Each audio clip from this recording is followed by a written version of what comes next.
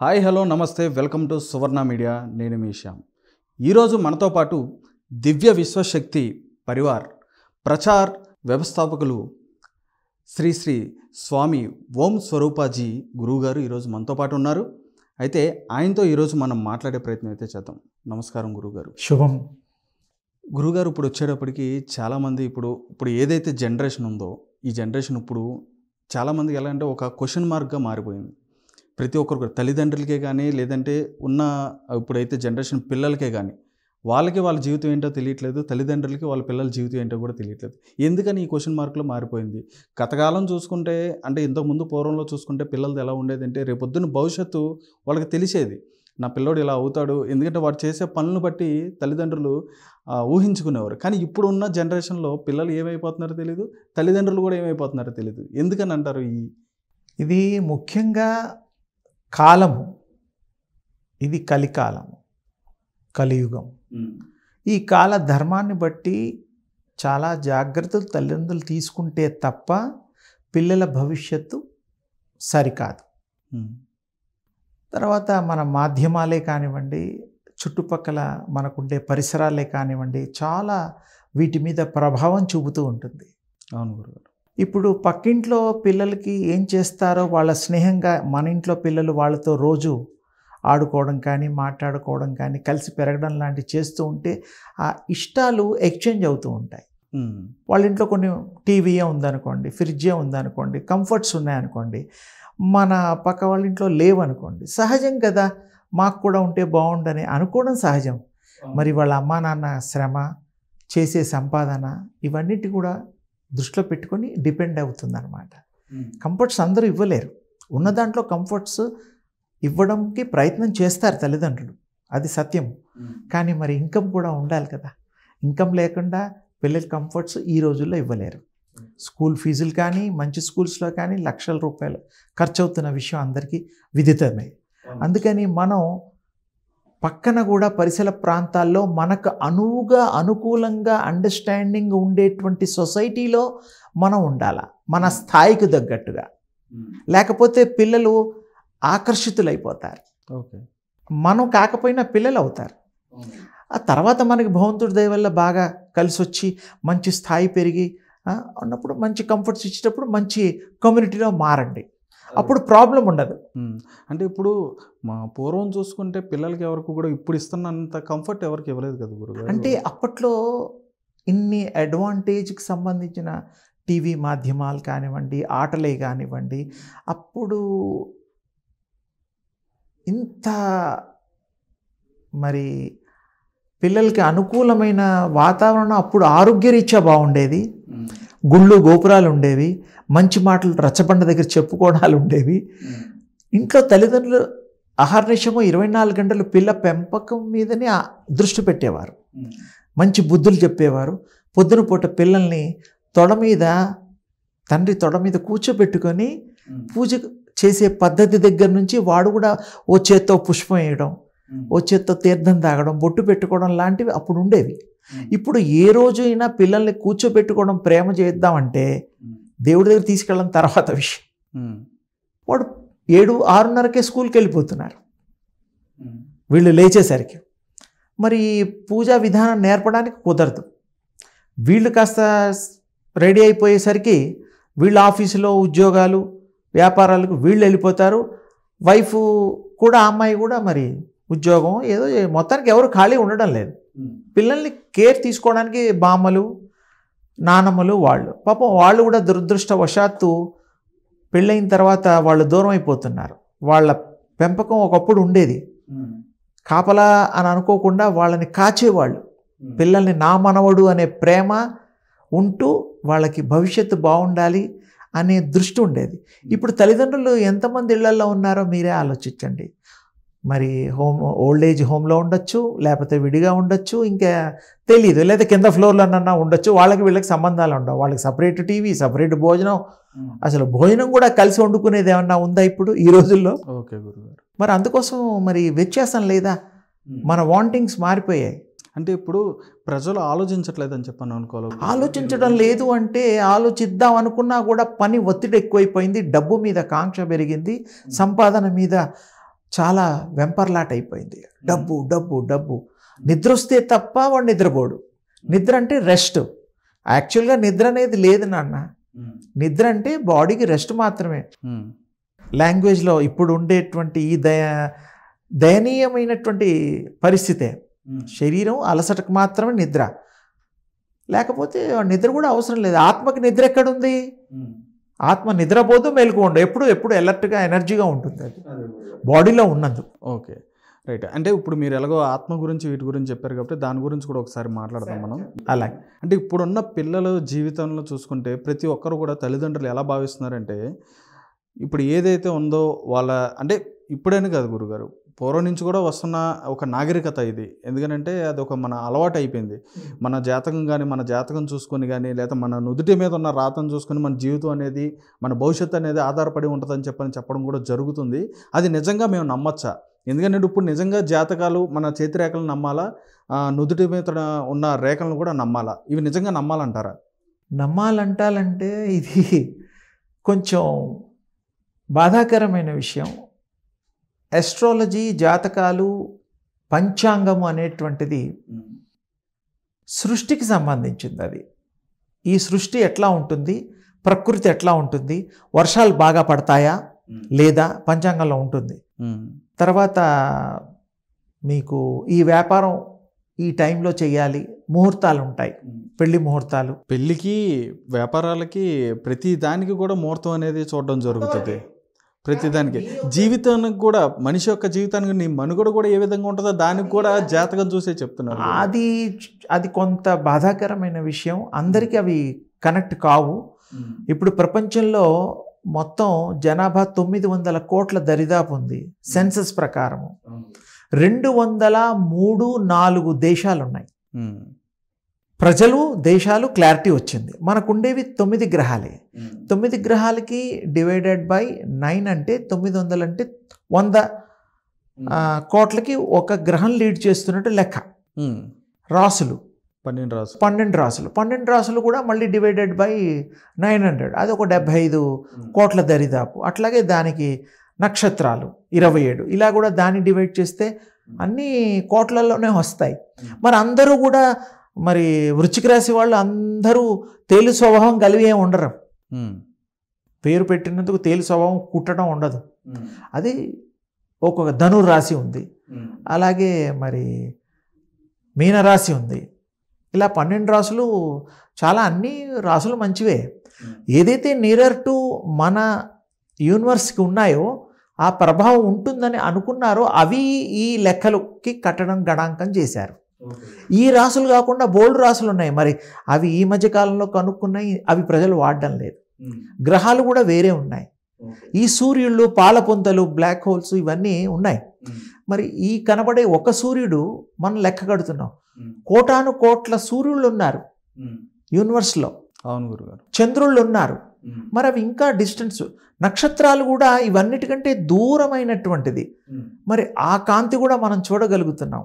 ఇది విశ్వలో జరిగే మార్పులకి, చేర్పులకి, ఈ యొక్క ప్రకృతికి సంబంధించింది పంచాంగము, ఈ జాతకాలు వాటికి బాగా పనిచేస్తాయి. ఓకే గురుగారు, ఇక్కడ మీరు చెప్తున్నట్టుగానే ఇప్పుడు ఏవైతే 12 రాసులు అని ఉన్నాయో ఈ 12 రాసులు ఎలా పుట్టాయని చెప్పని అనుకోవాలి? పుట్టడం అంటే ఏమీ లేదు, ఆకారాలు ఇలా ఈ రకంగా ఉండి, ధను రాశి కానీ, ఇంకో రాశి కానీ, మీన రాశి కానీ, అదొక షేప్ కలిగి ఉండి వాటికి ఆ పేర్లు పెట్టడం జరిగింది. నక్షత్రాల్లో కొంతమంది అరుంధతి నక్షత్రం పెళ్ళప్పుడు అవి ఇవి మాట్లాడుతూ ఉంటారు, చూపిస్తూ ఉంటారు. అరుంధతి ఏమో కానీ 6,000 చేసిన నక్షత్రం చూడడం అది కాదు, వాడికి 6,000 రూపాయల అప్పు గుర్తొస్తుంది. నక్షత్రం మర్చిపోతాడు, కనబడదు కదా. మరి ఆ టైంలో ఎప్పుడు పడితే అప్పుడు పెళ్ళిళ్ళు, అది రాత్రిపూట ఎప్పుడో కనబడుతుంది. ఇప్పుడు ఈ క్లైమేట్స్ కనబడడానికి వీలు తక్కువగా ఉంటుంది. అందుకని నక్షత్రాలు అవన్నీ ఉండే చోట బాగానే ఉంటాయి, వాటికి కూడా అక్కడ ఉండడానికి కారణాలు ఉన్నాయి. కానీ వాటిని పట్టుకొని జీవితం నడపడానికి మనం నిర్ణయం తీసుకోవడం తప్పు. కష్టాన్ని నమ్ముకో, నిజాయితీని నమ్ముకో. అంటే మీ ఉద్దేశంలో అయితే మాత్రం రాసులు కానీ అవన్నీ ఉండే చోట ఉంటాయి. అంటే అవన్నీ కలుపుతాం అని చెప్పని అనుకోవచ్చు? కలుపుతాం కాదు, కానీ అది జాతకాలు చెప్పడానికి కానీ అవన్నీ ఉపయోగించుకుంటున్న అస్త్రాలు అని చెప్పని అనుకోవచ్చు. కొంతమందికి చెప్పినవి జరుగుతున్నాయి. కొంతమందికి అస్సలు మ్యాచ్ అవ్వడం లేదు.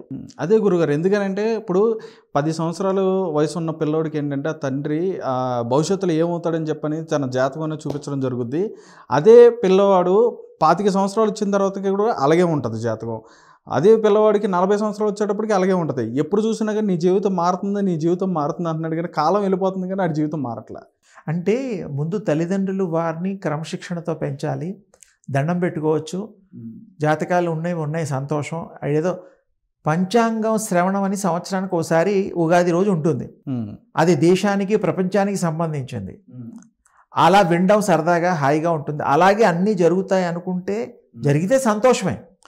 కానీ ఏ భగవంతుడు సాక్షాత్తు వచ్చి ఇలా అలా అని చెప్పరు. కానీ మరి ఈ యొక్క బ్రాహ్మణోత్తములు దైవాంశ సంభూతులు చెప్తారు. వాళ్ళ క్యాల్కులేషన్స్ అవి చాలా వరకు కరెక్ట్ కూడా అవుతుంటాయి, కరెక్ట్ కాకుండా కూడా కొంత ఇబ్బందులకరంగా కూడా ఉంటాయి. మనకి ఏది ఎలా తీసుకోవాలంటే అనుభవంతో జరిగేవే లెక్క. మనకి ఇలా జరిగింది, బాగుంది, కరెక్ట్, అప్పుడు అది కరెక్ట్ అనుకో. ఓకే. కానీ ఒకే రాశిలో ఇన్ని లక్షల కోట్ల మంది పుట్టడం వల్ల కన్ఫ్యూజన్ అనేటువంటిది ఉంటుంది. ప్రతి ఒక్కరిది ఒకలాగా ఉండదు. మరి అందుకే చెప్తున్నాను, కవల పిల్లల్లో కూడా తేడాలు ఉన్నాయి. ఒకే తల్లికి పుట్టిన పిల్లలు 5గురు ఉన్నా కూడా 5గురికి తేడాలు ఉంటాయి. కవల పిల్లలకి తేడాలు ఉంటాయి, ఆడ మగ పిల్లలు ఎవరైనా కూడా. అలా అని అందుకని అంటున్నాను, భగవంతుడిని నమ్ముకో, దివ్య శక్తిని నమ్ముకోవడమే. తల్లిదండ్రులు వాళ్ళ పిల్లల్ని ఎంతెంత ఏమేమి ఇవ్వగలుగుతారో బెస్ట్ మంచి నేర్పడమే. చదువులు కూడా వాళ్ళకి ఏది సూట్ అవుతుందో అదే చదివించడమే. జాతకాల ప్రకారం చదివిస్తే కొంతమందికి ఇంజనీర్ అయినవాడు ఇంజనీర్ అవ్వచ్చు, యాక్టర్ అయ్యేవాడు యాక్టర్ అవ్వచ్చు. కొంతమందికి అందరూ యాక్టర్లు అయిపోతే ఎలా? అందరు అమితాబ్ బచ్చన్లు కారు కదా. అదే గురు, అంటే ఈ ప్రభావం ఎంత చాలా ఉంటుంది, దయనీయంగా ఉంటుంది. ఎందుకంటే అది మరీ అలవాటు కూడా మంచిది కాదు. ఇప్పుడు పడుతున్న పిల్లల మీద కానీ వాళ్ళ మానసిక పరిస్థితి మీద కూడా ఒత్తిడి అనేది పెరిగిపోతుంది ఈ ప్రభావం అనేది. ఎందుకంటే కొంతమంది చెప్పినది నమ్మకంగా నమ్మి చేస్తున్నారు, అనుసరిస్తున్నారు, ఆచరిస్తున్నారు, అదేవిధంగా కష్టపడుతున్నారు. కష్టపడిన వాడికి ఫలితం దక్కుద్ది మీరన్న ప్రాసెస్లో అయితే కష్టపడిన వాడికి. కానీ కష్టపడిన వాడికి ఫలితం అనేది దక్కదు. దీన్ని నమ్ముకుని దీన్ని బేస్ చేసుకుని ఈ ప్రభావం పిల్లల మీద చూపించేటప్పటికి ఇప్పుడున్న జనరేషన్ పిల్లలకి ఏంటంటే ఎటు కూడా దారి లేకుండా పోయే పరిస్థితి అనేది. ఇప్పుడుండే పిల్లలు జాతకాల మీద ఎక్కువగా ప్రభావం వాళ్ళు తీసుకోవడం లేదు. చెబితే అలాగా అంటున్నారు, వాళ్ళు చేసే పనులు వాళ్ళు చేస్తున్నారు. తల్లిదండ్రులు చూస్తున్నారు, తల్లిదండ్రులు వాళ్ళు చూస్తున్నారు రేపొద్దు భవిష్యత్తు బాగుండాలి. ఇప్పుడు తల్లిదండ్రులు కూడా చాలా వరకు మారుతున్నారు. ఎందుకంటే కష్టపడితేనే ఏదైనా దొరుకుతుంది, మనకి అందుతుంది. అది ఒక ఫ్రెండ్లీ అడ్వైజ్ మాత్రమే. Astrology is a friendly advice. తీసుకో, తప్పు లేదు, అంతే. అవుతే అవుతుంది, అవ్వకపోతే అవుతుంది అనేటువంటిది కొంతమందికి అవ్వచ్చు. అందరికీ అవ్వాలి అంటే ప్రపంచం అంతా ఒకే మూసలో పోసినటువంటిగా 100 కోట్ల మంది ఒకేలాగా, ఇంకొక 100 కోట్ల మంది మరి ఒక్కొక్క రాసులు, ఒక్కొక్క నక్షత్రాలు, మరి ఇవన్నీ అలాగే ఉండాలి. అలా ఉండడం లేదు కదా. మన చేతికి ఉండే 5 వేళ్లే సరిగ్గా లేవు. పైగా పిల్లల్ని కూడాను మరి తల్లిదండ్రులు పెంపకంలో చాలా జాగ్రత్తలు తీసుకున్నా కూడా వీళ్ళు కోరినట్టు అవ్వకపోవడానికి గల కారణం కూడా వాళ్ళు ఆత్మలు వేరు. వీళ్ళు నా కొడుకు, నా పిల్లలు, మా అమ్మాయి అనుకుంటాం. ఎందుకు అనుకుంటామంటే ఇప్పుడు వాళ్ళ పిల్లలు కాదంటారా? అంటే వీళ్ళ యొక్క శరీర యొక్క భాగాలు జెనెటిక్గా వాళ్ళు పంచుకొని జీన్స్ ద్వారా తయారైనటువంటి షేప్స్ అవి. మొహ కవలికలు, చేతులు, కాళ్ళు ఇత్యాదివి, రంగు, హైటు అన్నీ. కానీ వాడి ఆత్మని తల్లిదండ్రులు కనలేరు కదా. పిల్లాన్ని కంటారు, ఓకే, మరి ఆత్మని కనాలంటే వాళ్ళ చేత కాదు. వీళ్ళు దైవ స్వరూపులు కాదు. మీరు చెప్పినప్పుడు ఒక చిన్న విషయం గురుగారు, ఒక సామెత కూడా గుర్తొచ్చింది. పిల్లల్ని అయితే కనగలం కానీ వాళ్ళ జీవితాలను అయితే మనం కనలేం కదా, వాళ్ళ రాతల్ని కనలేం కదా. అవును, అది సత్యమే. ఇంకోటి, పూర్వం మంత్రసాని తను ఒప్పుకున్నాక పిల్లాడొచ్చినా పట్టాలి, గొడ్డొచ్చినా పట్టాలి అని ఒక లెక్క ఉంది. అప్పట్లో ఈ హాస్పిటల్స్, గైనిక్స్ లేరు. అంటే అర్థం ఏంటంటే డ్యూటీ, ఆవిడ డ్యూటీ కాన్పు చేసి ప్రసవం చేసి వెళ్ళిపోవడమే. అలాగే అది ఒక యాక్ట్, అంతవరకే. ఇప్పుడు ఏమిటంటే ఆ ఆత్మ ఈ యొక్క శరీరంలో, ఈ తల్లి గర్భంలో మరి దానికి టైమింగు ఒక పద్ధతి ఉంది. 7 నెలల తర్వాత కానీ ప్రవేశం జరగదు. అవి కూడాను ఆత్మలు, అదొక లోకాలు ఉన్నాయి. పితృలోకాలు ఉన్నాయి, ఆత్మలోకాలు, అవన్నీ వేరు వేరు ఉన్నాయి. ఆ సబ్జెక్ట్ వేరు, అవి వెతుక్కుంటూ ఉంటాయి. అదే మీరు ఆత్మ ఇప్పుడు వచ్చేది ఇది ఏదైతే శరీరం ఉందో వారిని అది ఎంటర్ అవుతుంది. అవుతుందని అది ఎంటర్ అయిన తర్వాత ఆత్మకి పూర్వజన్మ జ్ఞానం ఉంటుంది. తల్లి భూపతనం అయిన తర్వాత డెలివరీ టైంలో బొడ్డు కట్ చేస్తాం, ఆ యొక్క ట్యూబ్, దాన్ని సిల్వర్ కార్డ్ అంటారు. అది కట్ చేసిన తర్వాత ఆ పూర్వజన్మదంతా స్పృహ పోతుంది. ఎందుకు పుట్టాము ఏమిటి ఏది గుర్తుండదు. అందుకే ధ్యానము, తపస్సు ఇలాంటివి కనుక, మెడిటేషన్ లాంటివి ఇత్యాది చేయడం వల్ల వాడేమిటో వాడెవరో తెలుస్తుంది. తెలిసి అప్పుడు వాడికి దానికి తగినట్టుగా వాడు ప్రవర్తిస్తాడు, అనుభవిస్తాడు. వాడు ఏ పర్పస్లో వచ్చాడో ఆ పర్పస్ అయిపోతుంది. అంటే ఏమిటి, ఇక్కడ ఆత్మకు తన్ను తాను ఉద్ధరించుకోవడం కోసం, తన్ను తాను అనుభవించి, అది పూర్వజన్మ సంబంధించినవి అన్నీ ఆచరించడం కోసం వస్తుంది. తల్లిదండ్రులకి ఇది తెలియదు. తల్లిదండ్రులు నా పిల్లాడు నా మాట వినడం లేదు అనుకుంటాడు. వాడు నీ మాట వినడం లేదు అంటే, నీ శరీరం పంచిచ్చినంత మాత్రం నీ మాట వినడం లేదంటే నువ్వు కాదని ఇక్కడైనా తెలుసుకోవచ్చు కదా. నీ సోల్ వేరు, వాడి సోల్ వేరు. క్లారిటీ ఉంది, క్లియర్ ఉంది. ఒక్కోసారి మన మాట మనమే వినం, అది కూడా ఉంది చూడండి. ఒకటి డిసిషన్ తీసుకుంటాం, ఒక వ్యాపారం చేస్తాం, లేకపోతే పిల్లల్ని ఇలా చదివిద్దాం అలా చదివిద్దాం అనుకుంటాం, లేకపోతే పెళ్ళిళ్ళలో ఇలాంటి అమ్మాయిని చేద్దాం అలాంటి అబ్బాయిని తీసుకొద్దాం అంటాం. మరి కుదురుతున్నాయా ఎంతమందికి? కట్నం విషయమే కావచ్చు, చదువుల విషయం కావచ్చు, ఏదన్నా తేడా కావచ్చు, మరి జరగడం లేదు. అందుకని అది మన చేతిలో లేదు. ఆ మాయ అది వేరు, ఆ డెస్టినీ వేరు, ఆత్మల యొక్క రూపం వేరు, ఆలోచనలు వేరు, చేసే విధులు వేరు. అది గ్రహించాలి. అదే గురుగారు, ఇప్పుడు మీరు చెప్తున్న ప్రకారంగా చూసుకుంటే, ఇప్పుడు ఎవరైతే మనిషి ఇప్పుడు చనిపోయి ఉంటాడో ఆ మనిషిలోంచి ఆత్మ అనేది, జ్యోతి అనేది బయటకు వస్తుందని చెప్పని చెప్తారు. వెళ్ళిపోతుంది. ఈ శరీరం ఇక్కడ వరకే ఇది తీసుకుని వెళ్ళదని చెప్పని అంటే అది కూడా దాని ఇష్టమే. ఇక్కడ ఇంకో చాలా మంచి ప్రశ్న వేశారు. శరీరంలోంచి చనిపోవడం అనే మనం వాడుక పదం, అది చనిపోవడం అంటే ఆత్మకి చావు పుట్టుకలు ఉండవు. అది ఎంటర్ అవుతుంది, బయటికి వెళ్ళిపోతుంది. నీకు నచ్చిన ఒక సూట్ వేసుకుంటావు, ఇంకో డ్రెస్సు, షూస్, ఏదైనా నీకు ఇష్టమైనది వేసుకుంటావు, మార్చుకుంటావు, నచ్చలేదు 6 నెలలు వాడతావు, తీసేస్తావు, మళ్ళీ కొత్తది కొనుక్కుంటావు. అలాగే ఆత్మ కూడా దానికి ఇష్టం వచ్చింది రోజులు ఉంటుంది ఈ శరీరంలో, దానికి ఇష్టం లేదు వెళ్ళిపోతుంది. మా నాన్న ఏడుస్తాడు, మా అమ్మ ఏడుస్తుంది అనేది ఉండదు పాపం దానికి. ఆ అటాచ్మెంటు అవి ఉండవు. అది వచ్చిన పర్పస్ వేరు కాబట్టి. ఓకే, అంటే ఇప్పుడు మనకు తెలియదు అంటారా గురుగారు? ఇప్పుడు మన శరీరానికి మన ఆత్మకి సంబంధం ఉండదు అంటారా? ఉంటుంది. రోజు ఆత్మ బయటికి ప్రయాణం చేస్తూ ఉంటుంది. రోజు నైట్లో నిద్రపోతూ ఉంటారు అందరూ. ఆ నిద్రలో ఆత్మ ఎక్కడికో పోయి ఫ్లైట్ నడిపినట్టు, రాజీవ్ గాంధీ లేనివాడితో షేకండ్ తీసుకున్నట్టు, మోడీతో కూర్చొని భోంచేస్తున్నట్టు, మన డ్రీమ్స్ అని అనుకోండి. కానీ అది ఆత్మ సృష్టించుకున్న ప్రపంచం, అది ఆత్మ ప్రయాణంలో భాగం. వాడు ఎక్కడికో వెళ్ళిపోతుంటాడు, నక్షత్ర లోకాలకు వెళ్ళిపోతుంటాడు, ఈదుతాడు. వాడు చేయని పని ఏమిటి? వాడు గొప్పగా చదువుకుంటాడు, వాడే దేవుడు అనుకుంటాడు. కాసేపు ఏమో ఇదంతా అవుతుంది, లేచిన తర్వాత అంతా పోతుంది. ఎలాగైతే చిన్నపిల్లలు ఇసుక దెబ్బలు చేస్తూ ఉంటారు సముద్రం దగ్గర, ఇళ్ళు అవి ఇవి, ఆ నీళ్లు రాగానే అంతా పోతుంది, కొట్టుకుపోతాయి, మళ్ళీ తయారు చేస్తూ ఉంటాడు. ఈ ఆత్మ కూడా అంతే. ఆత్మ ప్రయాణంలో ఆ యొక్క కళ రూపంలో రాత్రి సుషుప్త స్వప్నావస్థల్లో, ఆ అవస్థల్లో వాళ్ళు ఏంటంటే ప్రయాణాలు చేస్తూ ఉంటారు. రోజుకి తక్కువలో తక్కువ ఒక 7-8 సార్లన్నా ఈ సోలు, ఈ బాడీ వదిలిపోతుంది. అప్పుడు చనిపోతుందని అనుకోవద్దు. అది ఎక్కడ పోయినా ఈ సిల్వర్ కార్డు దానికి అటాచ్ అయి ఉంటుంది. కంటికి కనబడనంత సూక్ష్మాతి సూక్ష్మమైనటువంటి ఒక తీగలాగా ఉంటుంది. దాన్నే సిల్వర్ కార్డ్ అంటారు. అది కూడా ఏ లోకాలకు పోయినా ఈ బాడీకి దానికి కనెక్షన్ ఉంటుంది. ఓకే, ఇవన్నీ వేదంలో గాలిపటం లాగా అంటారా? గాలిపటం అనుకోండి, మనకు కనబడుతుందేమో, కానీ ఆ సోల్కి కనెక్ట్ అయి ఉంటుంది ఇది. అందుకనే మీకు నిద్రపోయిన వాడు చీమ కరిచినా దోమ కరిచినా ఇలా అంటాడు. అంటే ఏమిటి? దాన్ని నిరోధిస్తాడు. అంటే అక్కడ మళ్ళీ అలర్ట్గా ఉంటుంది ఆత్మ. చాలా విశేషమైంది. శరీరంలో ఆత్మ 24 గంటలు ఉండదు, క్లారిటీ ఉంది. ఓకే గురుగారు, 24 గంటలు ఉండదు, వస్తూ ఉంటుంది, పోతూ ఉంటుంది. దానికి సమయం చిక్కినప్పుడు, ఎక్కువగా నైట్ టైంలోనే అది ఇలాంటి పనులు చేస్తుంది. ఇంకోటి, తనకు తాను మనిషి మాట్లాడుకుంటూనే ఉంటాడు ఎప్పుడు. ఇన్నర్ డైలాగ్ అంటారు దాన్ని. ఇప్పుడు నాకు మీరు ఇంటర్వ్యూ ఇప్పుడు ఎలా తీసుకుంటున్నారో, మాట్లాడుకుంటున్నామో, అలాగే ఆలోచన చేస్తూ ఉండే చేయని మనిషి ఎవరన్నా ఉంటాడా?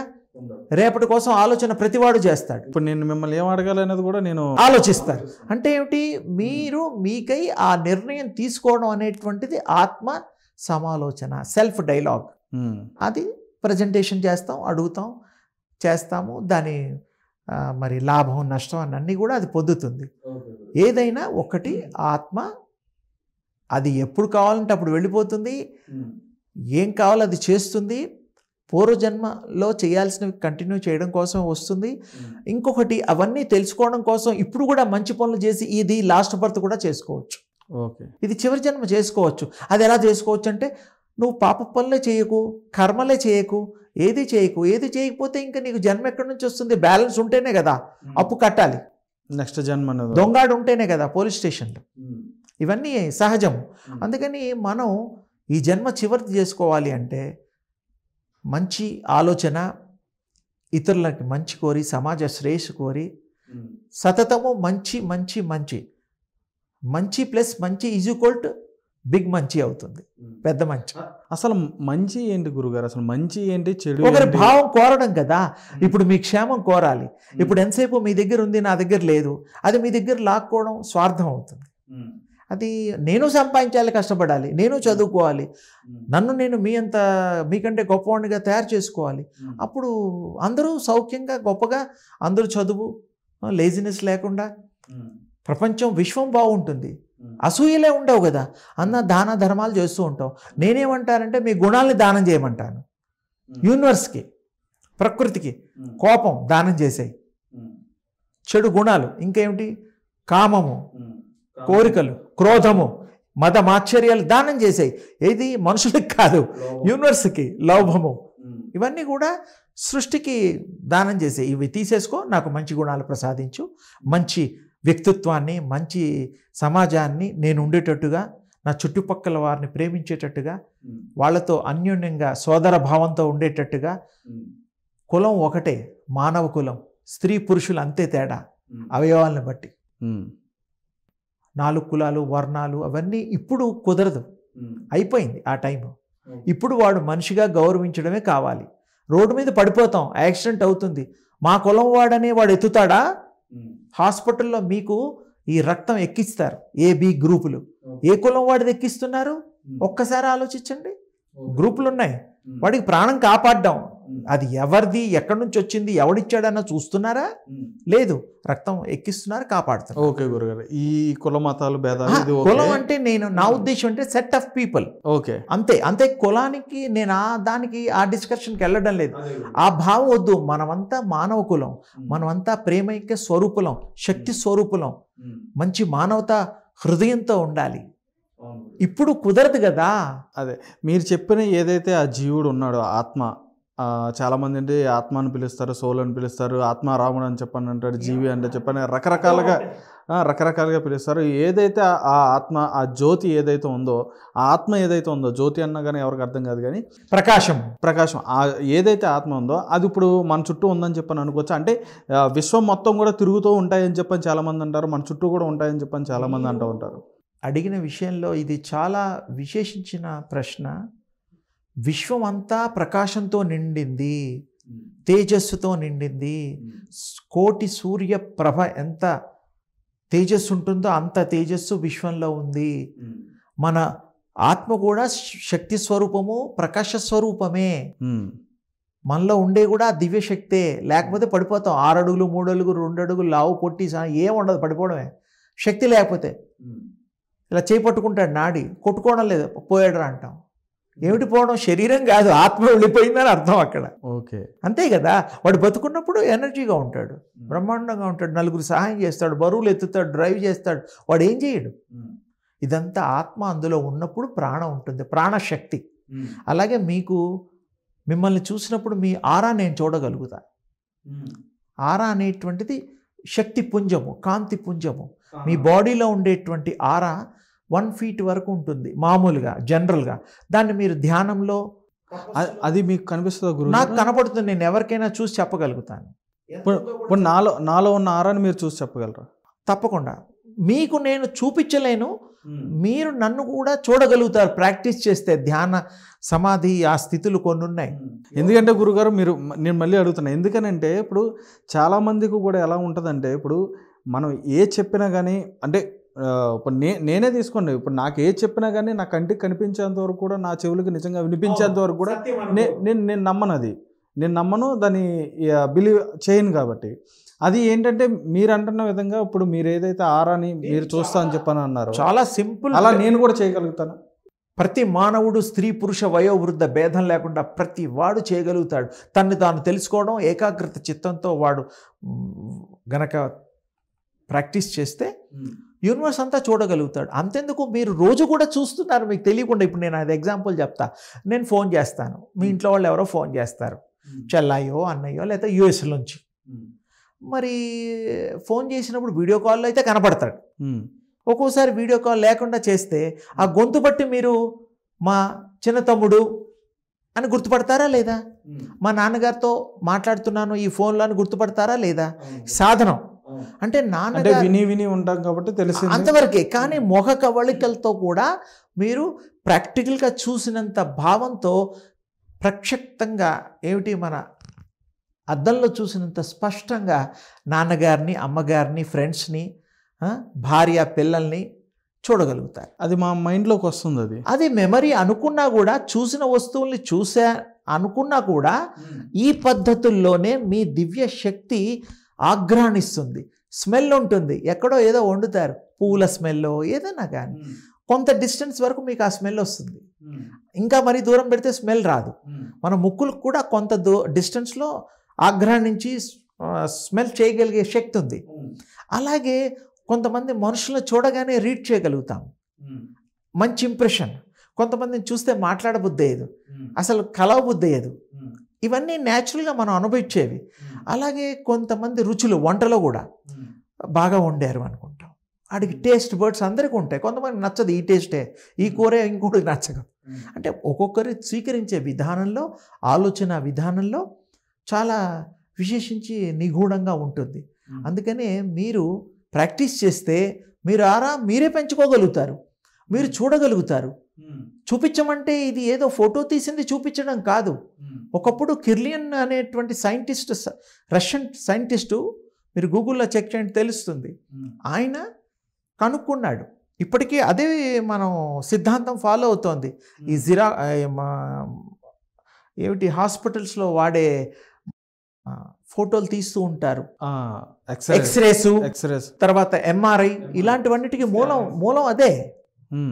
అంటే ఆరాని ఫోటో తీసే కెమెరా అది, దాన్నే కిర్లియన్ కెమెరా అంటారు. కిర్లియన్ అనేవాడు కనుక్కున్నాడు. ఇప్పటికీ అవన్నీ దొరుకుతాయి మార్కెట్లో, చాలా ఖరీదైనవి దొరుకుతాయి. ఫోటోలు తీస్తే మీ ఆరా అది తీస్తుంది ఫోటో. మీరు ఇంకా యోగం చేయక్కర్లా, ఈ డబ్బులు ఖర్చు ఎందుకు అని, లక్షలు ఖర్చు ఎందుకు అని, మీకు కూడా మీకు విషయం తెలిసిపోతుంది. ఫిలిం అంటారు, నెగిటివ్ ఫిలిం అవి అది రెయిన్బో కలర్స్లో ఉంటుంది. ఇంతకుముందు మెడ్రాస్లోను హైదరాబాద్లో కూడా 20 ఏళ్ల క్రితం కొంతమంది తెచ్చి క్యాంపులు కండక్ట్ చేసి ఏదో స్టార్ హోటల్స్లో ప్రోగ్రామ్స్ చేశారు, నాకు తెలుసు. ఓకే, సరే, ఇప్పుడు ప్రతిదీ టైం లేక అది అలాంటి వాటికి పోవడం లేదు. మీ ఆరా మీరు చూసుకోవచ్చు, ఇతరుల ఆరా చూడొచ్చు. మీ ఆరా పెంచుకోవచ్చు, ఇతరుల ఆరాన్ని పెంచలేరు, వాడు చెయ్యాలి కాబట్టి. అవును గురుగారు. అంటే ముఖ్యంగా ఏం చేయాలంటారు? ఇప్పుడు నా ఆరా నేను చూసుకోవాలి, దివ్య ప్రకాశాన్ని ధ్యానం చేయాలి, నా ఆత్మని నేను చూసుకోవాలి. దానికోసం నేను ఏం చేయాలి? దివ్య ప్రకాశాన్ని మీరు చూడాలి. సూర్యోదయం పొద్దున జరుగుతూ ఉంటుంది, సూర్యాస్తమయం అవుతూ ఉంటుంది.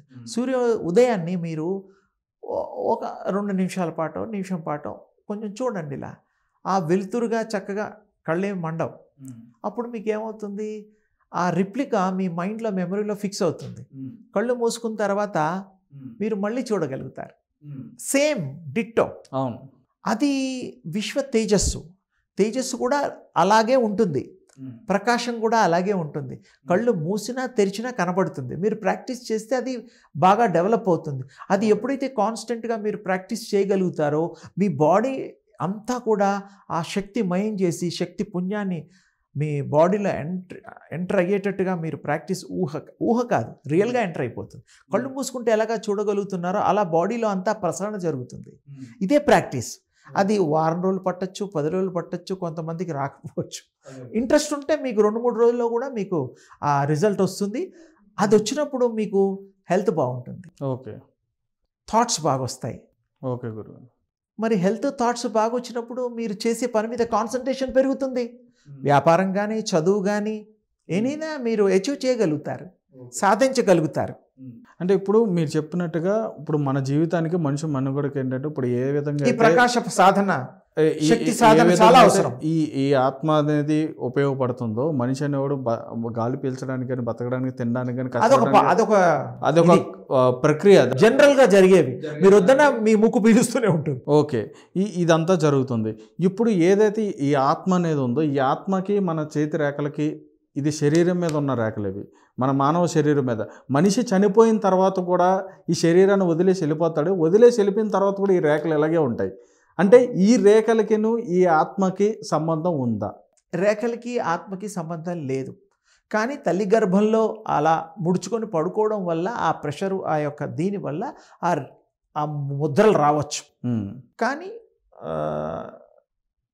మరి జ్యోతిష్య శాస్త్రం పూర్వం చేసే దాని ప్రకారం వాళ్ళు చెప్పిన మహా ఋషులు, తర్వాత సాంఖ్య మహాముని లాంటి వాళ్ళు, న్యూమరాలజీ లాంటివి కూడా చాలా ఉన్నాయి. అన్నీ అప్పట్లో వాళ్ళు ఆ యోగులు దర్శించారు. జ్యోతిష్యం అంటే వెలుగుతో, జ్యోతితో దర్శించారు ఫ్యూచర్ని, భవిష్యత్తుని. అందుకే జ్యోతిష్యం అని పేరు వచ్చింది దానికి. అలాగే ఈ యొక్క శాస్త్రాలు కూడా మనం పూర్వం నుంచి ఉన్నాయి. అది చెప్పేవాళ్ళు సరిగ్గా చెప్పి ఆచరించి దాన్ని వాళ్ళు ఆకలింపు చేసుకున్న వాళ్ళు చెబితే దాన్ని కొంతమంది నిష్ణాతులు చెప్పగలుగుతారు. ఈ రేఖలు మాత్రం మన భావాల్ని బట్టి కూడా ఈ సన్న సన్న రేఖలు ఉంటాయి ఈ మధ్యలో, అవి మారుతూ ఉంటాయి. 15-20 రోజులు, నెల రోజులకి మారుతాయి. అందుకే చాలామంది భూతద్దం పెట్టి పౌడర్ రాసి చూస్తూ ఉంటారు క్లోజ్గా, ఏమన్నా మారాయని నోట్ చేసుకుంటూ ఉంటారు. అందుకని డాక్టర్ కన్సల్టేషన్, ఫ్యామిలీ కన్సల్టేషన్ లాగా ఈ అస్ట్రాలజీలో కూడా కన్సల్టేషన్ రెగ్యులర్గా ఉంటేనే వాళ్ళు ఇంకా మీకు అందివ్వడానికి సలహాలు, సంప్రదింపులు ఉంటాయి. ఓకే, అయితే ఈ ఆత్మకి రేఖలకైతే సంబంధం లేదు. ఈ నుదుటి రాతలకు కూడా సంబంధం లేదు. అది బ్రహ్మరాతలు అవి ఇవి అంటారు. అది కూడా దాన్ని కూడా చైనాలో కొన్ని దేశాల్లో అవి కూడా చూసేసి చెప్పేవాళ్ళు ఉన్నారు. కానీ వాళ్ళంతా ఇంట్యూషన్ కాదు, కానీ వాళ్ళకి అలా అనిపిస్తుంది, కనిపిస్తుంది, వినిపిస్తుంది, చెప్పేస్తారు. ఓకే గురుగారు. కొంతమంది మొహం చూడంగానే మంచివాడు, కొంతమంది నటిస్తున్నాడు, కొంతమంది వీడు దుర్మార్గుడు అనే ఫీలింగ్ వస్తుంది. ఆ ఫీలింగ్ రావడం కూడా మీ యొక్క ఆరాలోంచి వస్తుంది. మిమ్మల్ని చూడంగానే ఆరా మాట్లాడుతుంది అనుకోండి, వీడికి ఆ మెసేజ్ వస్తుంది అనుకోండి. అందుకని అది చాలా విశేషం అన్నమాట. ఓకే, ఆరాతో ప్రతిదీ సాధ్యమే. ఆరా అంటే మీ లైఫ్ చూసుకోవచ్చు, మీకు జబ్బులను కూడా మనం తెలుసుకోవచ్చు, సరి చేసుకోవచ్చు. ఈ దివ్యశక్తి సాధనలో ఏదంటే అది చేసుకోవచ్చు. కానీ మీరు మనస్సు, దాని మీద దృష్టి, మిమ్మల్ని మీరు సహకరించుకుంటే తప్ప కాదు, ఏకాగ్రత రాదు. ఏకాగ్రత లేకపోతే మరి ఏం ఉపయోగం? చదువు కూడా అంతే కదా నాన్న. ఇప్పుడున్న జనరేషన్లో ఇప్పుడున్న పనులకి, ఇప్పుడున్న ఒత్తిళ్ళకి కానీ, వీటన్నిటికి వర్క్ ప్రెషర్ కానీ చాలామంది ఎవరు కూడా చేయలేరు పరిస్థితి. లేదు నాన్న, ఈ వర్క్ ప్రెషర్లో కూడా ఇంట్రెస్ట్ కనుక ఉండి, ఎలాగైతే పనులు చేస్తున్నామో, ఇంట్రెస్ట్ నుంచి చదువుకుంటున్నామో, అంతెందుకు టీవీలో ఏదో మంచి మ్యాచ్ వస్తూ ఉంటుంది, అప్పుడప్పుడు సినిమాలు వస్తూ ఉంటాయి. చూసేవాళ్ళు 4-5 అలా చూసి లీనమైపోతారు. పక్కన ఏం జరుగుతుందో గొడవలు. ఆ సినిమాలో ఎవరు నటిస్తున్నా కూడా అందులో కనెక్ట్ అయిపోతారు ఆ 2-3 గంటలు. అంటే ఏమిటి? మీ యొక్క థాట్ అందులోకి మెర్జ్ అయిపోయింది. అవునా? అందులో మీరు వెళ్ళిపోయారు, ఆ లోకంలోకి వెళ్ళిపోయారు. అంటే ఇంట్రెస్ట్ గురించి చెప్తున్నాను. నాట్ ఓన్లీ మూవీస్, ఎడ్యుకేషన్ కానీ ఏదైనా కానీ మీ ఇంట్రెస్ట్ బట్టే అది జరుగుతుంది. ఆ ఇంట్రెస్ట్ ఈ యొక్క సాధన మీద పెట్టండి, సాధిస్తారు. ఈ ప్రపంచంలో సాధనతో ప్రతిదీ సాధ్యమే, అసాధ్యం అనేది ఏదీ లేదు. మనం చెయ్యాలి అంతే. గురుగారు ఓకే, ఇక్కడ వరకు ఓకే గురుగారు, మీరు చెప్తున్నదంతా రైట్. ఇప్పుడు ఇంకో విషయం వచ్చేటప్పటికి వాస్తు. ప్రతి ఒక్కరు కూడా ఇప్పుడు ఏదైతే నేను మిమ్మల్ని అడగడం జరిగిందో, ఇప్పుడు ఒక ఆత్మ గురించే కానీ, ఒక చేతి రేఖల గురించే కానీ, లేదంటే ఒక వాస్తు గురించే కానీ, ఇప్పుడు ఒక నుదిటి రాత గురించే కానీ, వీటన్నిటి గురించి చూసుకున్నా, ఇవన్నీ కూడా ఇప్పుడున్న సమాజంలో చాలా కీలకమైనవి. వీటి మీద చాలా అంటే చాలా డిమాండ్ అనేది ఉంది. డిమాండ్ అని ఎందుకని అన్నానంటే, ఇప్పుడు ప్రతి ఒక్కరు కూడా వాటి వెనకాల పరిగెడుతున్నారు. వాటి వెనకాల పరిగెడుతున్నా. ఆన్లైన్ కన్సల్టెన్సీ కూడా ఇవ్వడం కూడా జరుగుతుంది వీటి మీద. అంటే చెప్తున్నాను గురుగారు, ఇప్పుడు జరుగుతున్నాయి. మనం చూస్తున్నాయి, మనం చూస్తున్నాయి, జరుగుతున్నాయి. నేను చెప్తున్నాను. లేదు, మీరు అడిగింది బాగుంది. వాస్తు అనేటువంటిది సబ్జెక్టు ఫాలో అయ్యే వాళ్ళు ఉన్నారు, ఫాలో కాని వాళ్ళు ఉన్నారు. వాస్తు గురించి ఇల్లులు విరగ్గొట్టేసి మళ్ళీ కన్స్ట్రక్ట్ చేసిన వాళ్ళు కూడా ఉన్నారు. గురువుగారులు చెప్పి ఇలా ఈ ద్వారాలు అటు, ఆ ద్వారాలు ఇటు. అంటే నిజంగా ఇప్పుడు అవి సరిగ్గా ఉండకపోతే ఏదైనా ప్రాబ్లం, కీడు కానీ చెడు కానీ జరుగుద్ది అంటారా? ఒకటి, మీ దశ దిశ విషయాలు, మీకు జాతకం కానీ భగవంతుడు నిర్ణయాలు కానీ మీ యొక్క ఇది కానీ మీ అదృష్టం కానీ ఎన్ని రోజులు బాగుంటే అన్ని రోజులు మీరు బాగుంటారు. ఏ ఇంట్లో ఉన్నా బాగుంటారు, సమస్య లేదు. అది ఒక సైన్స్. అందరూ ఫాలో అవ్వరు, కొంతమంది ఫాలో అవుతున్నారు, నచ్చుతుంది, ఫాలో అవుతుంది. చెప్పేవాళ్ళని నేనేమనను, వినేవాళ్ళని కూడా నేనేమనను. వాళ్ళ పర్సనల్ చాయిస్. కొంతమంది కొన్ని ఇళ్లలో ఉంటే కోటీశ్వర్లు అయ్యారని ఆనందపడుతూ ఉంటారు, అదే దిశలు కొంటూ ఉంటారు. కొంతమంది ఏమో మాకు అచ్చు రాలేదంటారు. రాకపోవచ్చు, కొంతమందికి రావచ్చు. దాని మీద మనం అదేంటంటే వాళ్ళ వ్యక్తిగత అభిప్రాయాలు, దాన్ని మనం ఎక్కువగా మనం చర్చించలేము. అదే గురు, అంటే ఇప్పుడు ఈ ప్లేస్ ఉందంటే ఇప్పుడు నాకు సంబంధించిన ప్లేస్ ఇది, నాకేంటి ఇక్కడ మంచిగా లేదని చెప్పని నేను ఇది వదిలేసి వేరేదేదో చూసుకుంటున్నాను, దీనివల్ల నాకు వాస్తు బాగాలేదని చెప్పని రేపొద్దున ఇంకొకరు వస్తారు, ఆ వాళ్ళు వచ్చి తీసుకుంటారు, మాకు చాలా బాగుందని చెప్పని అంటారు. అవ్వచ్చు, బాగుందని చెప్పని అంటారు. అంటే ఇక్కడ ఈ ప్రదేశానికి సంబంధించి ఈ మనిషికి అసలు లింక్ ఏంటి? ఈ ప్రదేశానికి ఈ మనిషికి లింక్ ఏంటి గురుగారు? అంటే నీ జాతకం చాలా బాగుంది, నీకు ఇది బాగా అచ్చొచ్చింది అని చెప్పని అంటారు. నీకు ఈ ప్రదేశం, ఈ స్థలం నీకు బాగా అచ్చొచ్చింది, నీ జాతకం బాగుందని చెప్పని. జాతకం బాగుంది, అచ్చొచ్చింది అంటే దాని అర్థం ఏంటి? అంటే అచ్చొచ్చిన వాళ్ళకి అచ్చొచ్చింది అంటారు, అదే కొంతమందికి అచ్చు రాకపోవచ్చు. అందుకని వాటి మీద మనం దృష్టి పెట్టే బదులు మనం ఎలా పైకి రావాలి, మనం ఎలా కష్టపడాలి, మనం ఏ విధంగా సంపాదించడానికి ప్లానింగ్ చేయాలి. దేవుడు ఉంటాడు, మన మంచిగా కోరుతాడు, తండ్రి కదా. శివుడు కానీ కృష్ణుడు కానీ మనం భగవంతు స్వరూపాలని దండం పెట్టుకుంటుంటే మనం వాళ్ళ పిల్లలమే. తండ్రి ఎప్పుడు మనకి మంచి చేస్తాడు. ఆయన మీద నమ్మకం పెట్టుకోవాలి, ఎవరి ఇష్ట దైవాల్ని ప్రార్థించుకోవాలి, వాళ్ళ పనులు వాళ్ళు చేసుకోవాలి, అంతే. ఇప్పుడు అదని చెప్పి ఇదని చెప్పి ఇది అది చేస్తే ఎంత ఎండ్ ఏది దానికి? అందరికీ సూట్ కాదు కదా. కొంతమంది వాస్తే ఫాలో గారు ఎంత కోట్లు సంపాదించిన వాళ్ళు ఉన్నారు. కొంతమంది ఇదికు బాగుంటుందంటారు, కొంతమంది కలిసి వస్తుంది, కొంతమంది రావడం లేదు.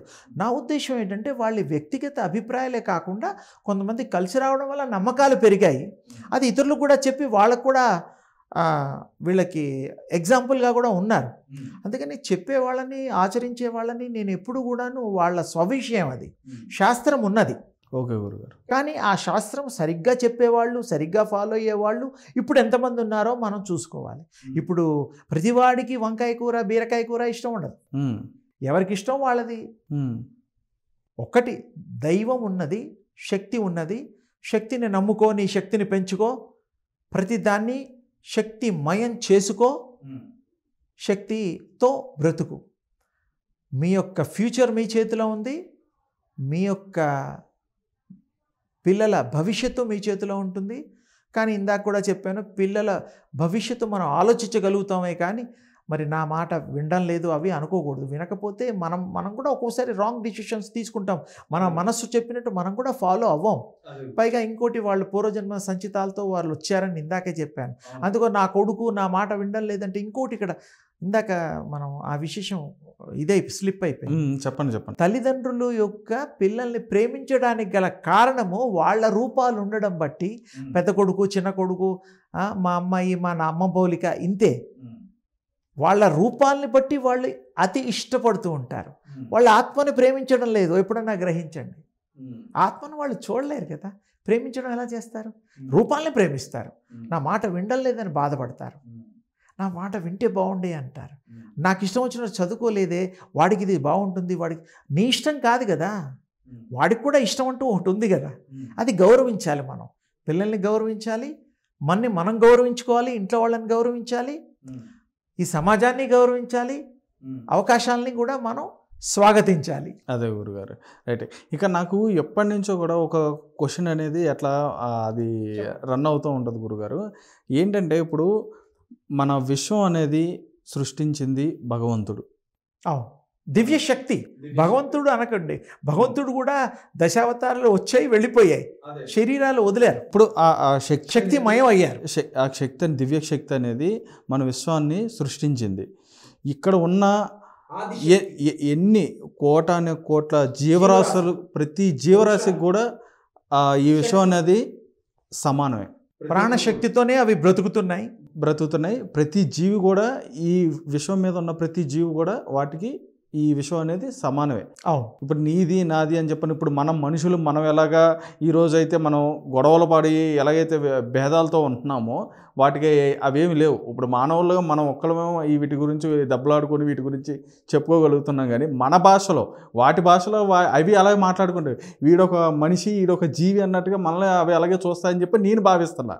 అలాగా వాటి ఆలోచనలు కూడా వేరే ఉంటాయి. వాటి ఆలోచనలు కూడా ఆ విధంగా కూడా పర్పస్ కోసమే ఆ జన్మలు వచ్చాయి. జన్మలో ఆ విధంగా ఉంటుంది. ఇప్పుడు ఏదైతే జీవరాశి, కోట్ల జీవరాశులు ఏవైతే ఉన్నాయో విశ్వం మీద అందరికీ సమానం. ఇక్కడ అందరికీ సమానం అయినప్పటికీ కూడా ఎందుకని ఈ సృష్టించిన ఆ శక్తి ఏదైతే ఉందో అందరికీ ఒకటే లాంటి లైఫ్ ఎందుకని ఇవ్వలే? అంటే అది సృష్టింపబడిన తర్వాత మానవులకి స్వేచ్ఛ అనేటువంటిది మొదటి నుంచి ఉన్నది.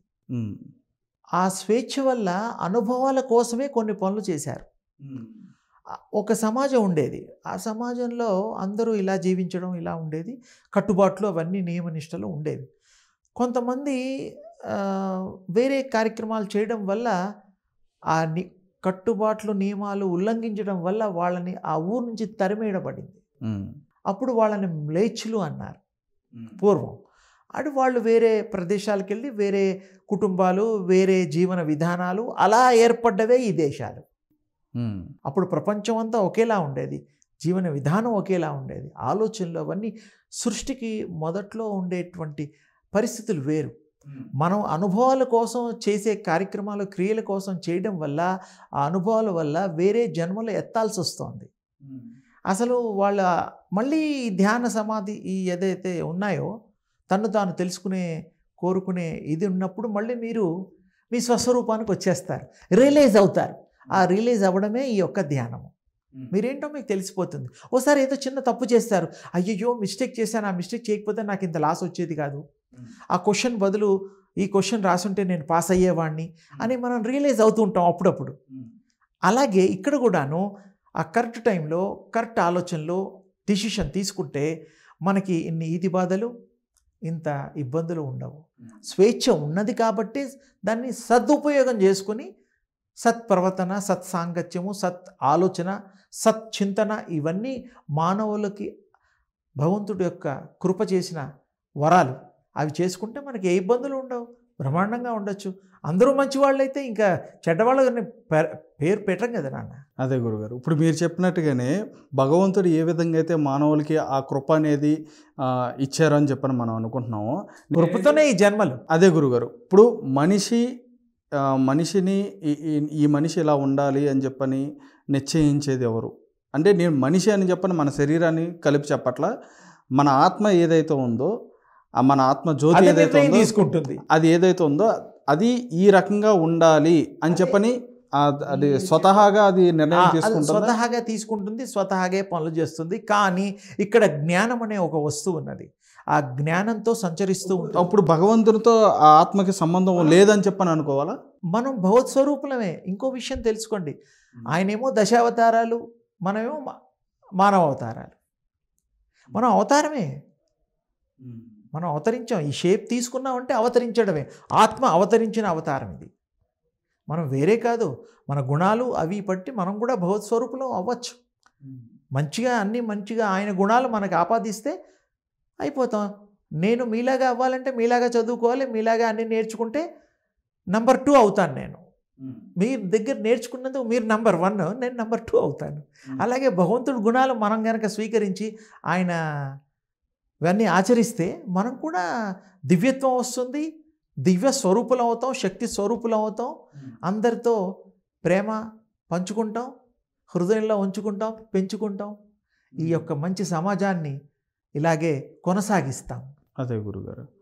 అంటే ఇప్పుడు మీరు నాకు ఇది చెప్పండి. ఇప్పుడు ఆత్మ ఇప్పుడు ఏదైతే ఉందో అది నిశ్చయించుకుంటుందా? ఆత్మ నిశ్చయించుకుంటుంది, నిర్ణయం అది. మరి భగవంతుడు రాశాడు తలరాత అని చెప్పని ఎందుకంటారు?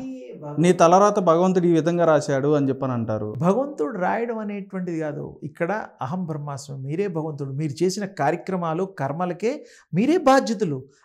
మీరు 1,00,000 రూపాయలు అప్పు చేశారండి, అన్ని ఎవరు తీర్చాలి? మీరే తీర్చాలి. లేకపోతే మీకు క్లోజ్గా ఉండే ఫ్రెండ్ కానీ అమ్మ నాన్న ఎవరో మరి మీకు ఇబ్బంది వస్తుందని ఆ డబ్బులు మీరు తీర్చాలి. మీ పేరు మీద ఉన్నవి మేము తీరుస్తాం. మరి మాకు మళ్ళీ మీకు బాకపడ్డట్టే కదా, మళ్ళీ మాకు కూడా తీర్చాలి కదా, వదిలేయం కదా. అవునా కదా? ఇప్పుడు ఎవరో మనిషి అప్పు చేసి చనిపోతాడు, కోర్టుకు పోయి ఆ ఆస్తిని అమ్మేస్తాం, వేలం వేస్తాం. పిల్లలు కూడా ఉంటే వాళ్ళ మీద కూడా కేసులు వేస్తాం. పోయిన వాడితో అది ఊరుకుంటామా? డబ్బు వదిలేస్తామా? కోర్టుకు వెళ్తాం కదా. ఎంత చిన్న లాజిక్కో ఇక్కడ కూడా ఎవరు ఏ ఆత్మ ఏ అనుభవం కోసం ఈ జన్మలు తీసుకుంటుందో, అనుభవిస్తుందో అదే తీర్చుకోవడం కోసం ఈ జన్మలు వస్తున్నాయి. ఓకే. పాపము అంతే, పుణ్యము అంతే. తప్పని తెలిసుండి చేయడం మహాపాపం. పాపం అంటే ఇతరులను ఇబ్బంది పెట్టడము, నువ్వు ఇబ్బంది పడడము, సమాజానికి కూడా ఇబ్బంది పెట్టడమే, ద్రోహం చేయడం అవుతుంది. మంచిని తెలిసుండి చేయడమే పాపము. తెలియకుండా చేసేది పాపం ఎలా అవుతుందో మరి నాకు తెలియదు. అదే గురుగారు. అంటే మీరు ఇప్పుడు చెప్పారు కదా పాపం పుణ్యం అని చెప్పని అన్నారు కాబట్టి నేను ఈ ప్రశ్న అడుగుతున్నాను గురుగారు. ఇప్పుడు ఏదైతే పాపం అనేది ఉంది, పుణ్యం అనేది ఉందో, ఇప్పుడు మంచి అనేది చెడు అనేది అంటే ఒక అర్థానికి పరమార్థం, ఒక అర్థానికి వ్యతిరేకం ఏ విధంగా అయితే ఉంటుందో అదే విధంగా పాపం పుణ్యం ఇప్పుడు ఏ విధంగా ఉందో, ఈ పాపానికి పుణ్యానికి నరకం స్వర్గం అని చెప్పని 2 భాగాలు విడదీయడం జరిగింది. ఇది ఏంటంటే ఒక హిందువులోనే కాదు, ఒక క్రైస్తవుల్లోనే కాదు, ఒక ముసల్మాన్లోనే కాదు, ప్రతి దీనికి సంబంధించిన ప్రతి దాంట్లో కూడా దీనికి సంబంధించి పాపానికి పుణ్యానికి ఒక వేరియేషన్ అనేది ఇచ్చి, నువ్వు పాపం చేస్తే నరకానికి పోతావు, నువ్వు నరకానికి వెళ్ళావంటే నిన్ను ఈ రకంగా నూనెలో వేస్తారు, పైకి తీసి కిందకి వేలాడదీస్తారని చెప్పని రకరకాలుగా ఇవి చెప్పడం జరుగుతుంది. నువ్వు స్వర్గానికి వెళ్ళావంటే నువ్వు అమృతాలు ఫలాలు చక్కగా నీవు భోగభాగ్యాలు అనుభవిస్తావని చెప్పని చెప్తారు. అంటే ఫస్ట్ నుంచి కూడా ప్రతి ఒక్కరికి కూడా ఈ ప్యాటర్న్ అనేది చెప్పుకుంటూ తీసుకొచ్చారు. కంటిన్యూ అయిపోయింది, ఇప్పటి వరకు కూడా అదే కంటిన్యూ అవుతుంది. నిజంగా నరకం అనేది స్వర్గం అనేది నిజంగా ఉందా? నరకము స్వర్గము ఉన్నాయి లేవనేది ఒక చర్చ. గరుడ పురాణం ప్రకారం శిక్షలు ఇవన్నీ కూడా మనకు చెప్పబడ్డాయి. స్వర్గం గురించి కూడా కొన్ని మనకి ఆధారాలు ఉన్నాయి. అవి చూడాలి అంటే ముందు మనం ఎవరో తెలియాలి, మనం జ్ఞానాన్ని సంపాదించాలి, ఆ దివ్య దృష్టిని చూడాలి. ఈ కళ్ళతో కనబడవు అవి ఆ లోకాలు. అది చెడు చేసిన వాడికి కూడా కనిపిస్తా గురుగారు? నేనేమంటున్నాను, అనుభవిస్తున్నాడు చెడు, వాడు మారి రియలైజ్ అయ్యి వాడేంటో తెలుసుకున్నాక ఆ తప్పులకి ఈ శిక్ష అనుభవించాను అని తెలిసిపోతుంది. అది తప్పు అనుకోడు, నేను చేసిన తప్పుకి నాకు శిక్ష పడింది. కొంతమంది ఏమంటారంటే నువ్వు చేసిన పాప పుణ్యాలు అనేవి కూడా నువ్వు ఇక్కడే అనుభవించి వెళ్తావని చెప్పని అంటారు. అది ఇక్కడ కొన్ని అనుభవిస్తాము, కొన్ని మళ్ళీ జన్మలో అనుభవిస్తాము. ఎందుకంటే మనకిచ్చే టైంలో క్వశ్చన్ ఆన్సర్స్ లాగా 1000 ఆన్సర్స్ మనం ఇవ్వాలి. 2000 క్వశ్చన్స్ వాడిస్తే మనం ఎలా చేస్తాము? చేయలేం కదా, మన కెపాసిటీ ఓన్లీ 1000. అందుకని మళ్ళీ జన్మలో ఫర్దర్ ఇవి కంటిన్యూ అవుతూ ఉంటాయి. అసలు ఎప్పుడు చేసిన వాటికి కూడా లక్షల కోట్ల జన్మల్లో కూడా మీరు చేసిన పాపపుణ్యాల్ని మనం లెక్క చేసుకోవడానికి ఒక మార్గం ఉంది. రియలైజేషన్ అవ్వాలా, మీరు తెలుసుకోవాలా. ఆ యొక్క దివ్య ప్రకాశంతో ఏదైతే విభూతి ఉంటుందో శివుడికి పెట్టేటి అంతా కాలిపోయిన తర్వాత విభూతి అవుతుంది. అలాగే మన పాపాలని వాటిని దహించి దగ్ధం చేసి ఆ యొక్క యోగంతో ఆ అనుభవంతో చేస్తే అవి రియలైజేషనే. అది దానికి ఇదనమాట, నేను చేశాను తప్పు, మళ్ళీ లైఫ్లో చేయకూడదు. అప్పుడేమవుతుంది, దానికి శిక్ష పడుతుంది, ఇంకా ఆ తప్పు సమస్య పోతుంది, శిక్ష పడుతుందిగా. అక్కడ చేసింది తెలిసింది తప్పు చేయడమే అయితే అది ఈ జన్మ కాదు, 1,00,000 జన్మలు ఎత్తినా పాపమే, అనుభవించడమే. ఈ చర్చ మనం ఎండ్ కాదు. మనం ప్లాన్ చేసుకున్నాం, ఓకే మనం ఈ తప్పులు చేసాం. ఇప్పుడు మన కోర్టులో జడ్జి గారు కూడా నువ్వు తప్పు చేసావని ఒప్పుకుంటే 6 నెలలు 3 నెలలు శిక్ష చేస్తున్నాడా లేదా? ఆ తర్వాత నిన్ను రిలీజ్ చేస్తున్నాడు. మళ్ళీ నువ్వు ఆ తప్పు చేస్తే మళ్ళీ శిక్ష పడుతుంది, బతికుంటే ఇక్కడ, బ్రతికలేకపోతే ఇంకో చోట పడుతుంది. అసలు మనం తప్పు తెలుసుండి చెయ్యకూడదు, అది ముఖ్యం. తప్పు చేస్తే కష్టమే కదా. ఓసారి చేసిన తర్వాత తప్పు అని లెంపలేసుకొని మళ్ళీ చేయదు. తప్పు బుద్ధిగా ఉండాలి, వేరే వాళ్ళని కూడా చేయనీయకూడదు. లేకపోతే ప్రపంచం అంతా తప్పులు చేయడం, తప్పులమయం ఒక స్కూల్ అయిపోతుంది. తప్పుల్ని, దొంగతనాలు నేర్పించే స్టూవర్ట్పురం అని అంటారు. అది ఎందుకు అంటారో నాకు తెలియదు, కానీ ఆ దొంగల్ని కానీ అబద్ధాలని కానీ తయారు చేయకూడదు. విద్యా బోధనలు ఎలాగైతే తయారు చేస్తున్నారో మంచిని తయారు చేసే సంస్థలు, ఆశ్రమాలు ఉండాలని నేను అంటాను. అదే గురుగారు, రైట్. మీరు చెప్పింది బాగానే ఉంది. మీరు చెప్పిన దాంట్లోంచే మీరు ఏ విధంగా అయితే 2000 క్వశ్చన్స్ ఉన్నప్పుడు 1000 సమాధానమే మనం చెప్పలేదు, టైం లేదు, నెక్స్ట్ దానికి మళ్ళీ 1000 సమాధానానికి వెళ్తా అన్నారు. ఇప్పుడు నేనున్న ఇప్పుడు ఈ శరీరం, ఈ జన్మ నాది, ఇప్పుడు నేను ఇలా పుట్టాను, మా తల్లిదండ్రులకు పుట్టాను, నేను నా జీవితం ఈ విధంగా సాగుతుంది. ఇప్పుడు అంటే గత జన్మ, అంటే నేను పుట్టక ముందు నా ఆత్మ అనేది వేరే బాడీలో ఉంది అని చెప్పని మీరు చెప్తున్నారు. తప్పదు. ఆ బాడీలో పాపం చేసిందో పుణ్యం చేసిందో, మరి అక్కడ చెల్లిందో చెల్లకపోయిందో, అది మళ్ళీ ఇప్పుడు నాలోకి వచ్చి ఇప్పుడు నేను ఇప్పుడు ఏదైతే చేస్తున్నానో అందులో భాగస్వామ్యం పంచుకుంటుందా? మీరు అందుకోసమే ధ్యానం చేయడం వల్ల, మిమ్మల్ని మీరు తెలుసుకోవడం వల్ల మీకు గత జన్మలు కూడా గుర్తొస్తాయి, పూర్వజన్మలు గుర్తొస్తాయి. ఈ మధ్యకాలంలో చాలామంది పూర్వజన్మలో మా బీరువా తాళం చేతి అక్కడ పెట్టానని వచ్చి, చిన్నపిల్లలు ఏజ్డ్ అని, దానికి ఏజ్ ఉండదు ఆత్మకి, వెళ్ళి చూపించినవి కూడా దాఖలాలు ఈ మధ్యకాలంలో పేపర్లలో వాటిలో చూస్తున్నాం, మాధ్యమాల్లో. అలాగే 3 జన్మల క్రితం ఇది 4వ జన్మలో కూడా వచ్చి నా భర్త అంటోంది, 6 సంవత్సరాల పిల్ల. ఇవన్నీ జరుగుతున్నాయి. అంటే ఏమిటి? దానికి ఆ మెమరీ ఉన్నప్పుడు ఒక బాడీలో ఎంటర్ కాగలుగుతుంది. ఒక బాడీలో దాన్నే పరకాయ ప్రవేశం అనే విద్య కూడా ఒకప్పుడు ఉండేది శంకరాజ్ గారి టైంలో. ఒక బాడీలో ఇంకో బాడీ ఎంటర్ అవ్వచ్చు. అంటే జనరల్గా ఆ సబ్జెక్ట్ కూడా అడుగుదాం అనుకున్నాను, అది మనం వేరే టాపిక్ మాట్లాడుకుంటాం. ఎన్నిసార్లైనా అది పరకాయ ప్రవేశం గురించి చాలా డీటెయిల్గా దాని గురించి చేద్దాం తప్పకుండా. రైట్. ఇంకొక విషయం వచ్చేటప్పటికి మీరు చెప్పినట్టుగానే ఇప్పుడు ఏ విధంగా అయితే మీరు ఇట్లా ట్రాన్స్ఫర్ ఈ శరీరంలోకి వచ్చి దాన్ని కంటిన్యూ చేసి పాపుణ్యాలు అనేవి ఏ విధంగా మంచి చెడుకు మంచి ఇట్లా ఏ విధంగా చేసుకుంటుంది అనేది ఇప్పుడు నా జీవితం నడుస్తుంది. రైట్, ఇక్కడ వరకు ఓకే గురుగారు. ఇతరులను కూడా మీరు బాగు చేయడం కూడా ట్రాన్స్మిషన్ ద్వారా కూడా చేయొచ్చు. మీ యొక్క శక్తి ద్వారా ఇతరులు బాగా లేకపోతే జబ్బులు తగ్గించవచ్చు, వాళ్ళ మనస్సు మైండ్స్ను కూడా మార్చొచ్చు. అంత శక్తి సంపాదిస్తేనే అలా మార్చగలుగుతారు. ఇదంతా కూడా మనల్ని మనం తెలుసుకోవాలంటారు. దీనికోసం సెల్ఫ్ హీలింగ్ కూడా ఉంటుంది, ఇతరులు హీలింగ్ చేయొచ్చు. అంతెందుకు, మన పూర్వీకులు ఋషులు వాళ్ళు ఆ యొక్క మంత్ర జలం తీసుకొని కమండలంలో వాళ్ళు ఏం చేశారు, తీసుకొని సంకల్పం చేసి ఇలా అంటే పక్షులు అయిపోవడాలు, మృగాలు అయిపోవడాలు, మనుషులు అయిపోవడం మనకు చరిత్రలో ఉంది. అంటే ఆ సంకల్పంలో ఆ శక్తి ఉంది, ఆ సంకల్ప శక్తి ద్వారా జరుగుతున్నాయి అవి. మన గతంలో చాలా ఉన్నాయి, మనం కూడా అది సంపాదించగలం, చేయొచ్చు. కానీ ఇప్పటి పరిస్థితుల్లో చేయలేరు, చాలా చాలా కష్టం. ఎందుకంటే పొద్దున్న లేస్తే వాడు ఈతి బాధలకి వెళుతూ ఉన్నాడు, ధ్యానం ఎప్పుడు చేస్తాడు? దీనికి అంకిత భావం కావాలి, సపరేట్ టైం కావాలి, అప్పుడు చేయగలుగుతారు. విశ్వంలో అందరినీ చాలామందికి వాళ్ళు మార్గదర్శులు అవ్వగలుగుతారు, మంచి చేయగలుగుతారు, రోగరహితంగా కూడా జబ్బులను కూడా వాళ్ళు తగ్గించగలుగుతారు ఈ శక్తి ద్వారా, దివ్యశక్తి ద్వారా ట్రాన్స్మిషన్ చేయగలుగుతారు. కానీ ముందు వీడికి ఆ శక్తి రావాలి. ఓకే గురుగారు, వస్తే తప్పకుండా అవి జరుగుతాయి. చాలామంది చేస్తున్నారు బయట హీలర్స్. యూనివర్స్లో వేరే కంట్రీస్లో వాళ్ళకి పర్ అవర్కి ఇన్ని డాలర్స్ అని లెక్క ఉంది. వాళ్ళు కూడా ఆన్లైన్లో వాళ్ళ స్లాట్స్ బుక్ చేసుకోవాలి. అమెరికా లాంటి దేశాల్లో వాళ్ళు హీలింగ్ చేస్తున్నారు, చాలామంది ట్రీట్మెంట్ కూడా చేస్తున్నారు, చాలా మొండి వ్యాధులకు చేస్తున్నారు. అది ఎంతమందికి తగ్గింది ఏమిటనే డేటా నాకు మరి చూస్తే కానీ తెలీదు. ఓకే గురు, అలాంటి ఉంది. అంటే ఏమిటి, వాళ్ళకు ఉండే దాన్ని ఇతరులకు కూడా వాళ్ళు పంచగలుగుతున్నారు, వాళ్ళ హృదయాన్ని మలచగలుగుతున్నారు, పెంచగలుగుతున్నారు ఆ మంచి గుణాలని. రైట్. ఇప్పటివరకు అయితే మాత్రం మనం మాట్లాడుకున్న ఏవైతే విషయాలు ఉన్నాయో ఇవన్నీ కూడా మంచి విషయాలు మీరు బోధించడం జరిగింది.